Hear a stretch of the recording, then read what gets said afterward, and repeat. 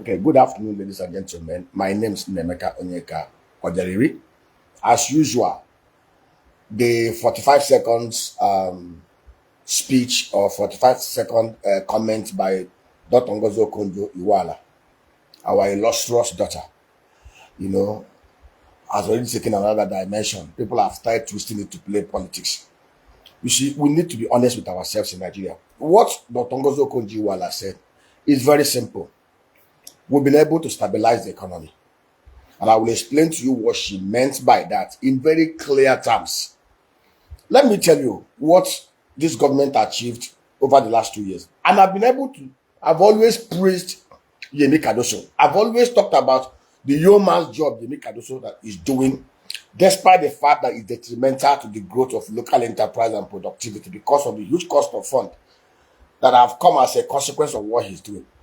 Before Yemi Cardoso became the CBN chairman, it was difficult for any investor or any entrepreneur to predict where the naira to dollar exchange rate will be.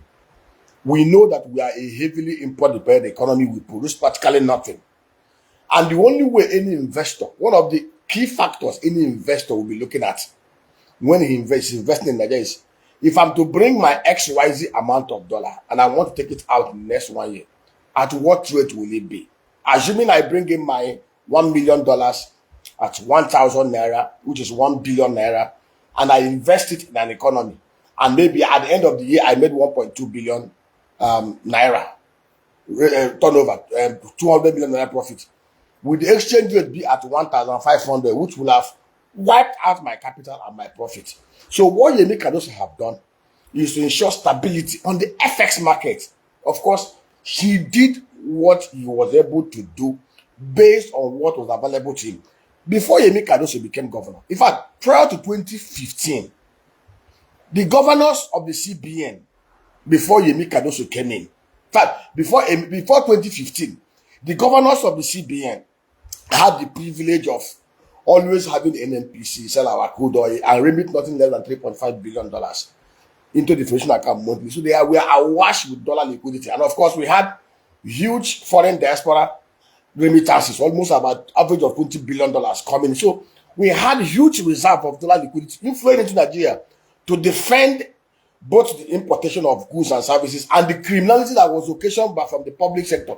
When they receive FAC and JAG, they will dissolve it to naira, dollar, and they will ship it out of Nigeria. But under Emefiele and the Buhari, we saw our crude oil stolen like sweet.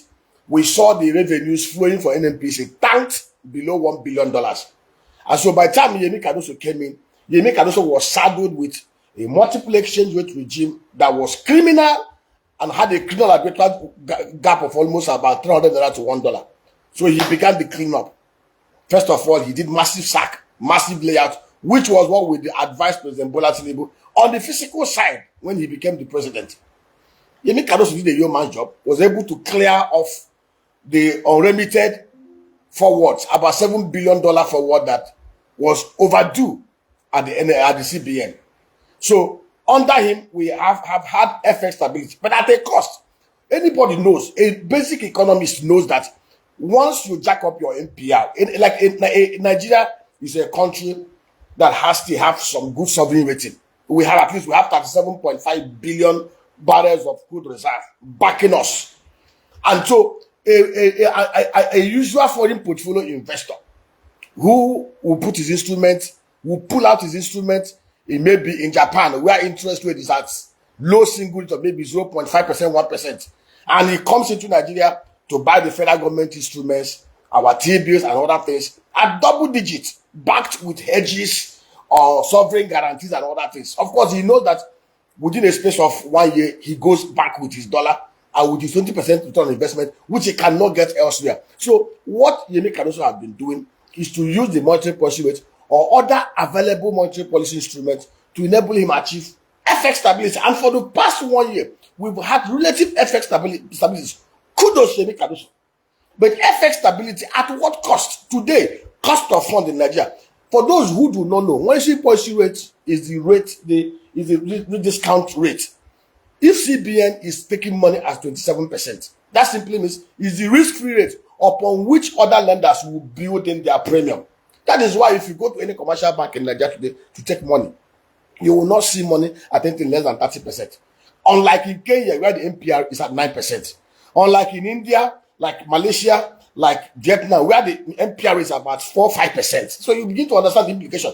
There's a cost to it, to local entrepreneurs. But I know, and we all know, that even if the Naira is 2,000 Naira to $1, and it's stable at that level, and that is what Cardoso have achieved, having Naira stable at that 1500 window. Now, to boost productivity, where the 95% of our problem has to do with good intentions, policies and programs coming from the fiscal policy managers. I'll give you an example. I was privileged to speak at the NIPPS 47th session, that's Nigerian of Policy and Strategic Studies, Kuru. And we and I was discussing about, for those who know Nigeria very well, growing up, I used to eat a lot of mangala, and I noticed that they say mangala came from the Borno area, the Chad basin. But today, mangala has practically dried up from that side. ISWAP, Boko Haram, and all the tourists have chased away the locals, and they've taken over the whole basin, and they've been exploiting it and exporting it through Niger and Mali. And I said, if we have a government that is responsible, all you need to do to tackle insecurity within the axis is to hand over security to the people from that region. We know that the current security architecture of Nigeria has been grossly compromised. Those are the higher echelon. I've seen it as avenue for them to steal and keep on fostering it to enable them make money. If we decide today to stop the insurgents in Borno State or other areas, all we need to do is to create lawful terror that it has unlawful terror. What am I talking about? Recruit mostly people from those areas into the army, train them, equip them, post them back to their communities, to their areas, to protect it and protect the fishing and trawler business in that area. Those people will have that filial connection to defend their fathers, to defend their mothers, to defend their children, and they will wipe out those criminals. But when you go to Pambegwa or you go to Rumokuru to employ one person to go and protect those people in Borno State, he will join those people to be doing criminal acts. After all, there's nothing there to protect there because he himself is not from that place. There's no blood ties and connection that will make him to lay down his life for those people. I'll give another example. Today in Nigeria, remember in 1965, Nigeria used to control 45% of the global palm oil market. Dr. Michael Okpara, God bless his soul, was the premier of the Old Eastern Nigeria, Old Eastern region. Michael Okpara was such an efficient premier that within 7 years, he built over 214-kilometer agro-industrial belt. Most of the palm plantations you see today were either built by Michael Okpara or the military. The governors from 1999 to now have practically done nothing. As of 1965, 1965, Nigeria controlled 45% of the global palm oil supply chain. Today, that market is $82 billion size. 85% controlled by Indonesia and Malaysia, who came to us in the 1876 to pick the seedlings here in the wild. Today, we consume over 2.4 million tons a year. We only produce 1,050,000 tons. We even import from Cote d'Ivoire and the Benin Republic. In a country where the fiscal managers, the governors and local government chairmen, because there's always the tendency for us to look at Abuja. It's not Tinubu's problem. It's the problem of having right-thinking, creative governors in the moves of Michael Okpara, in the moves of David Mbakwe, manning their states. If today we want to cover the domestic supply gap, of course, we have FX stability. We can get investors that will come into Nigeria. To cover the domestic supply gap, all we need to do is to plant 500,000 to 100,000 hectares of the new Terra palm plantations across the palm belt of the South-South, Southeast, Southwest, and the Middle Belt. It will require 120 million Terra palm plantation. It will create nothing less than 3 to 4 million direct jobs. It will unlock about $5 billion into this economy. Today, Nigeria imports over $11 billion worth of agro commodities, which we can easily domestically produce here. One of the reasons why Cardoso is using the FPI, the monetary policy instrument, to to stabilize the FX market, which is costing domestic entrepreneurs because of the huge cost of fund and the inflationary spiral. It's because the fiscal measures are not doing what they're supposed to do. Close your eyes and imagine if the governors and local government chairmen have bought into some of the things we have sold to them on how they can grow that critical sector. By now, we will have been talking about how we can drive agro-productivity across all the electoral ward clusters in Nigeria, using interarranging them with agro-rangers, trained and equipped optimally to tackle insecurity. We will use one stone to kill two birds. We will get agro-clusters in most of the electoral wards. We will bring agro-rangers fully equipped and trained to help the police and army protect their region, protect their forests, and kill out and destroy all the agents of darkness that are destroying Nigeria.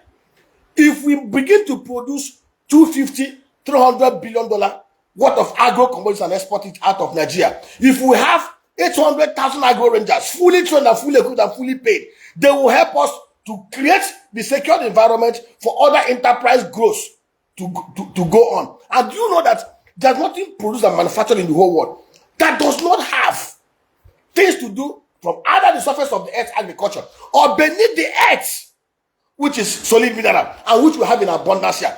The only thing stalling us from harnessing the deep potentials that God has put in Nigeria, both on the surface, 64 million hectares of arable land mass, beneath the surface, all the solid minerals that God has built, is because we have yet refused to tackle insecurity, to slay corruption, to remove inefficiencies, and destroy impunity that is destroying Nigeria.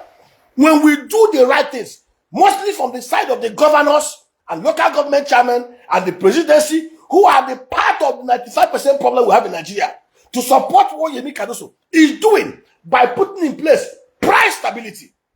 Within the next 4 years, this country will become a $1 trillion size economy with over 50 million jobs created. And the foreign exchange rate of Nigeria will crash to the extent that 200 naira will sell for $1. They know what to do. All of them are clapping because it says there is stability. You can, yes, there is stability, thanks to Cardoso, but you cannot grow, which is the next phase, without tackling some of these fundamental issues that have been enunciated. Thank you. God bless you. Share. Economics is beyond politics. It reflects in the life and standard of living of the people. If Nigeria is making progress, you will see it in the hedges, but we are not seeing it. Thank you and God bless.